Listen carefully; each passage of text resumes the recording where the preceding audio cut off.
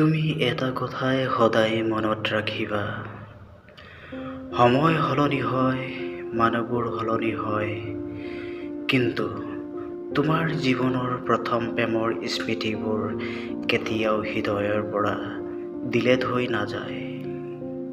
প্ৰথম প্ৰেমটো এতিয়া মোৰ লগত নাই, কিন্তু তাৰ স্মৃতিবোৰ আজিও মোৰ হৃদয়ৰ এটা কোণত জীয়াই আছে।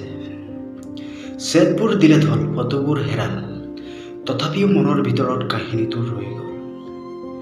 সময়ৰ লগে লগে বহু কথা সলনি হ'ল, কিন্তু প্ৰথম ভাল পোৱাৰ অনুভৱটো কেতিয়াও সলনি নহ'ল। যদি কেতিয়াবা জীৱনে মোক সোধে তোমাৰ আটাইতকৈ মূল্যৱান বস্তুটো কি, মই ক'ম সেই প্ৰথম প্ৰেম, যাক হেৰুৱালোঁ।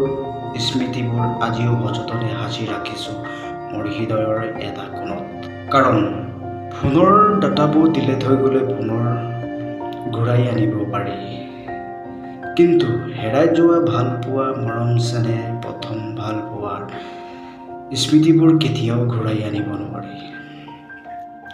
সেইবাবেই প্ৰথম প্ৰেমৰ ব্ৰেকআপ আজিও হৃদয়ৰ এটা কোণত সুৰক্ষিত হৈ আছে।